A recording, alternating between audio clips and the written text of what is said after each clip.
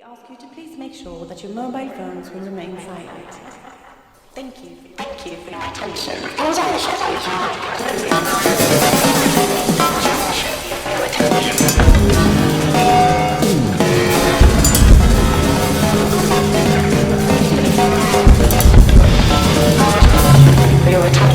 Enjoy the show.